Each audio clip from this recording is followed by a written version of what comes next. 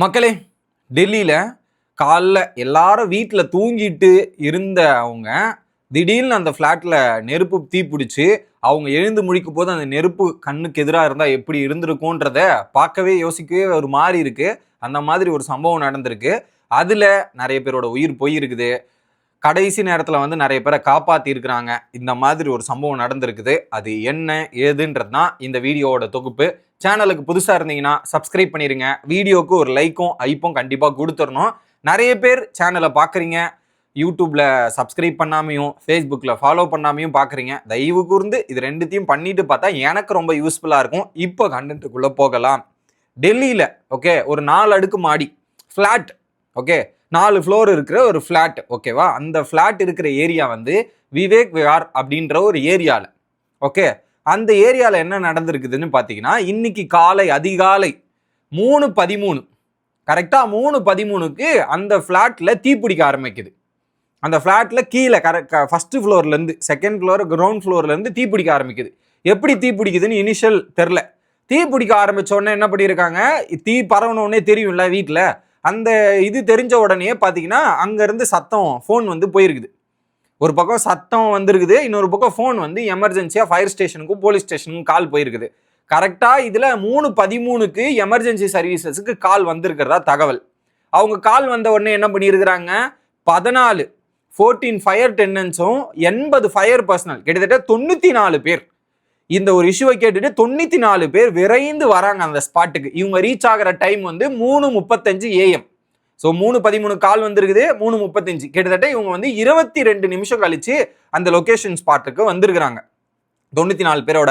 அதுங்காட்டியுமே இங்கே ஃபயர் என்ன ஆயிருக்குன்னா, ஃபயர் ஃபர்ஸ்ட் கிரவுண்ட் ஃப்ளோர்லேருந்து first floor, second floor, third ஃப்ளோர்ன்ற மாதிரி வரிசையாக ஒவ்வொரு ஃப்ளோருக்கு ஃபயர் பரவ ஆரம்பிச்சிருக்குது. எப்படி ஒவ்வொரு ஃப்ளோருக்குமே ஃபயர் பரவ ஆரம்பிச்சிருக்குது. அப்படியே இதில் நான் எல்லாருமே அந்த டைம் நீங்கள் யோசிச்சு பாருங்க, 3:13 அப்படின்ற டைம் அப்போ எல்லாருமே தூங்கிட்டு இருந்திருப்பாங்க, நினைவே தெரிஞ்சிருக்காது. அந்த அளவுக்கு தூக்கத்தில் இருக்கும்போது நமக்கு ஒரு சிலருக்குலாம் தூங்கினா என்ன நடக்குதுன்னே தெரியாது. எனக்குலாம் சத்தம் போட்டால் கூட தெரியாது, அந்த மாதிரி தான் இருக்கும்.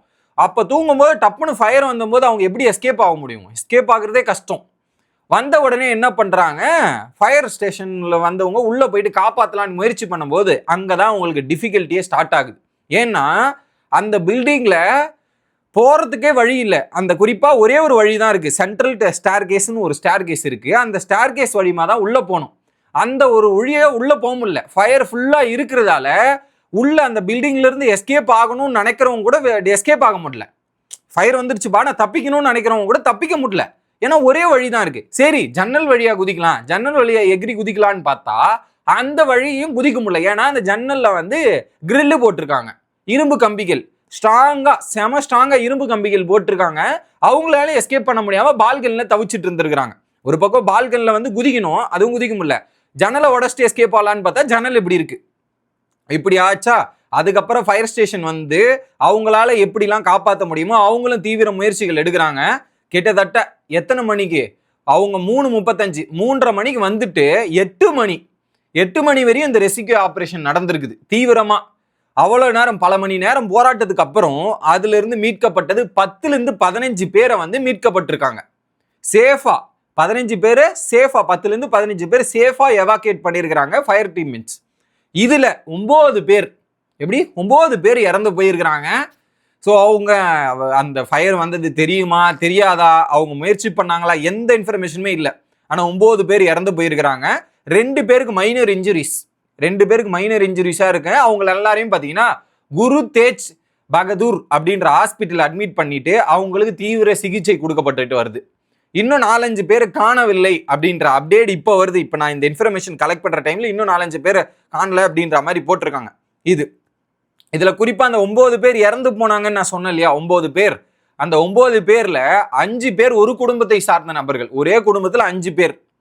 அடுத்து இன்னும் 3 பேர் 2வது குடும்பம், இன்னொரு குடும்பத்தை சேர்ந்தவங்க. ஓகே, லாஸ்டா ஒரே ஒருத்தர் இன்னொரு ஃபேமிலி சேர்ந்துருக்கிறாங்க. Okay, 3 family. இதில் குறிப்பாக இந்த பாடிஸ், இறந்து போனவங்களோட உடல்கள் இருக்கு இல்லையா, இந்த உடல்கள் ஒவ்வொரு ஃப்ளோர்லயும் ரிகவர் பண்ணப்பட்டிருக்கு.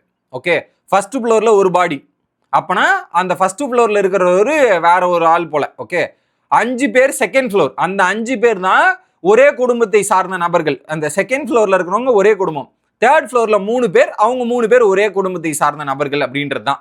இதுல இன்வெஸ்டிகேஷன் பண்ணும்போது இந்த ஃபயர் எப்படி தான் போச்சு, எதனால இவ்வளவு தீவிரமான ஃபயர் வந்துச்சு அப்படின்னும் போது பார்க்கும்போது ஏர் கண்டிஷனர் ஏசி இருக்கு இல்லையா, அந்த ஏசி மூலியமா தான் எக்ஸ்ப்ளோஷன் நடந்திருக்குதுன்ற மாதிரி இனிஷியல் ரிப்போர்ட் வருது. பட் அங்கிருந்து எப்படி இந்த ஃபயர் வந்து எவாக்குவேட் ஆச்சு, எப்படி ஒவ்வொரு ஃப்ளோருக்கு பரவுச்சுன்றது தெரில. ஏன்னா அது கீழே நடந்திருக்குது கிரவுண்ட் ஃப்ளோர் கிட்ட, அதுக்கப்புறம் ஃபர்ஸ்ட் ஃப்ளோர் செகண்ட் ஃப்ளோர்னு வரிசையா போயிருக்குது அந்த ஃபயர், டப்புன்னு போயிருக்கு. இதுல சேஃப்டி மெஷர்ஸும் அந்த அளவுக்கு கம்மியா இருந்திருக்கு. அந்த பில்டிங்ல சேஃப்டி மெஷர்ஸுமே இல்ல இருந்ததா ஃபயர் ஸ்டேஷன் வந்து உள்ள போகிறதுக்கே வழி இல்லையே, அவங்க தவிக்கிற அளவுக்கு போயிருச்சு. அந்த மாதிரி இருந்திருக்குது. குறிப்பா இன்வெஸ்டிகேஷன்ல வந்து பாத்தீங்கன்னா அங்க வந்து ஃபயர் ஸ்டேஷனுக்கு தேவையான பல விஷயங்கள் இருக்கணுமா. ஃபயர் ஸ்டேஷன் உள்ள போய் சேஃப்டி ரெக்யூர் பண்றதுக்கான ஸ்டேர் கேஸ் இருந்திருக்கணும், பில்டிங் டைமென்ஷன் அதுக்கேற்ற மாதிரி இருந்திருக்கும், ஃபயர் ரெசிஸ்டன்ஸ் மெட்டீரியல் அந்த அந்த இது அடிப்பாங்களே மக்களே, அது எமர்ஜென்சியா எல்லா இடத்துலயும் வச்சிருப்பாங்களே, அந்த இது கூட அவங்க வைக்காம இருந்திருக்கிறாங்க. இதனால 9 உயிர்கள் போயிருக்குது அப்படின்றது தான் பாயிண்டா இருக்கு. அதை தாண்டி என்ன பண்ணியிருக்காங்க, ஒரு ஃபேமிலி என்ன பண்ணியிருக்காங்க, தேர்ட் ஃப்ளோர். ஸோ கீழே இருந்து எவாக்குவேட் தேர்ட் ஃப்ளோர்ல அவங்க என்ன பண்ணியிருக்காங்க, பால்கனியில் வந்து நின்றுட்டு இருக்காங்க. பால்கனியில் வந்து நின்றுட்டதுக்கு அப்புறம் அங்கே கரெக்டாக ஃபயர் டீம் வந்த உடனே அவங்க லிஃப்ட் போட்டிருக்காங்க. அந்த லிஃப்ட் மூலியமா ஒரு ஃபேமிலி தப்பிச்சிருக்காங்க. இன்னொரு நபருக்கு வந்து எப்படின்னா கிரவுண்ட் ஃப்ளோரோ ஃபர்ஸ்ட் ஃப்ளோரோ அவர் என்ன பண்ணியிருக்காங்க, ஃபர்ஸ்ட் ஃபயர் வந்து தெரிஞ்ச உடனே அங்கே ஒரு நபர் வந்து இன்னொருத்தர் கதவு தட்டி இருக்கிறார். ஏன்னா நமக்கு தெரியுது இன்னொருத்தர் காப்பதெல்லாம் கதவு தட்டும்போது 4-5 வாட்டி கை தட்டிருக்காங்க, அவர் ஏந்திருக்கவே இல்லை. அதுக்கப்புறம் அவர் எழுந்து பார்த்தா பின்னாடி ஃபுல்லா ஃபயரா இருக்கும். இதை பார்த்தோம்னா ஒரு பதட்டம் ஆயிட்டு எப்பரா எஸ்கேப் ஆகலான்னு பார்த்தா விண்டோஸை குதிக்கலான்னு பார்த்தா விண்டோஸுக்கு கிரில் போட்டிருக்கு. அதுக்கப்புறம் அவர் எப்படியோ தப்பிச்சு வந்து அவர் பல விஷயங்களை சொல்றாரு. எனக்கு என்ன பண்றதுனே தெரியல, அந்த மாதிரி ஒரு சுச்சுவேஷன்ல மாட்டிக்கிட்டோன்ற மாதிரி அவர் ஒரு பக்கம் எமோஷனலா பேசின விஷுவல்ஸை பார்க்க முடியுது. இன்னொன்னு 17 வயசு ஒரு பொண்ணு, அவங்க என்ன பண்ணியிருக்காங்க, இந்த ஃபயர் இது தெரிஞ்ச உடனே என்ன பண்ணியிருக்காங்க, 112 கால் பண்ணியிருக்காங்க. அவங்க கால் பண்ண உடனே ஒரு ஃபர்ஸ்ட் என்ன சொல்லியிருக்காங்க எமர்ஜென்சில, இது வந்து எங்களுடைய ஜூடி ஸ்டேஷன்ல இல்ல, எங்களுடைய இடத்துல வரல, நீங்க வேற ஒருத்தவங்களுக்கு ஃபோன் பண்ணுன்னு அவங்க வேற ஒரு நபருக்கு ஃபோன் பண்ணா அந்த ஃபோன் நம்பருக்கு ஃபோனே போலியாம். அதுக்கப்புறம் இவங்க தவிச்சிட்டு இந்த மாதிரி மாத்தி ஃபோன் பண்ணி தவிச்சிட்டு இருக்காங்க. இல்ல எனக்கு புரியல, ஒருத்தவங்க எமர்ஜென்சிக்கு கால் பண்றாங்க, வேற ஜூடி ஸ்டேஷனா கூட இருக்கட்டுமே, அவங்க என்ன பண்ணலாம், இன்னொரு ஜூடி ஸ்டேஷன் ஃபோன் பண்ணி சார் இந்த மாதிரி எமர்ஜென்சியா இருக்கு நீங்க போங்க அப்படி கால் வந்திருக்குன்னு சொல்லியிருக்கலாமே. இவங்க கிட்ட இன்னொரு நம்பர் கொடுத்து பேசுறதுக்கு அவங்களே அவங்களை கான்டாக்ட் பண்ணிருக்கலாம்ல. என்ன இது அப்படின்ற மாதிரி தான் யோசிக்க வைக்குது. அதுங்காட்டியுமே என்ன பண்ணிட்டாங்க, இவங்க இந்த மாதிரி கால் பண்ணிட்டு இருக்க டைம்லயே 15 நிமிஷத்துல கரெக்டா ஃபயர் ஸ்டேஷன் வந்திருக்காங்க, வந்துட்டு இவங்களை காப்பாத்தி இருக்கிறாங்க. இதுல குறிப்பா அந்த ஒரு குடும்பத்தை சேர்ந்த இறந்த நபர்களே அங்க பார்க்கும் போதும் அவங்களை மீட்கிற காட்சிகள்லாம் பார்க்கும்போது ரொம்ப இதுவா இருக்கு மக்களே, அந்த அளவுக்கு இருக்கு. தூங்கிட்டு இருந்தவங்களுக்கு இந்த நிலைமையா அப்படின்றது தான் யோசிக்க வைக்கிறது. ஏன்னா அவங்க தூக்கத்துல இருந்து எழுந்தாங்களா இல்லையான்னு தெரியல, எழுந்துக்கும் போது இப்படி ஒரு சுச்சுவேஷன் நடக்குதுன்னா எப்படி இருந்திருக்குன்னு யோசிச்சு பாருங்களேன்.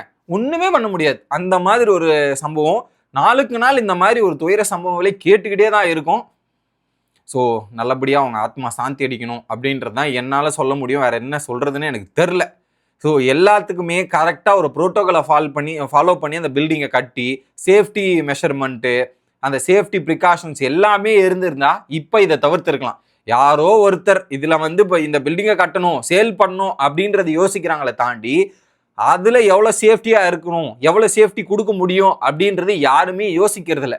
இந்த மாதிரி யோசிக்காதால தான் இப்போ இத்தனை பேரோட உயிர் போயிருக்குன்றது தான் எனக்கு தோணுது. உங்களோட கருத்துக்களை கமெண்ட் செக்ஷனில் சொல்லுங்கள். மறக்காம சேனலுக்கு ஃபாலோவும் சப்ஸ்கிரைபும் பண்ணிடுங்க. Bye guys.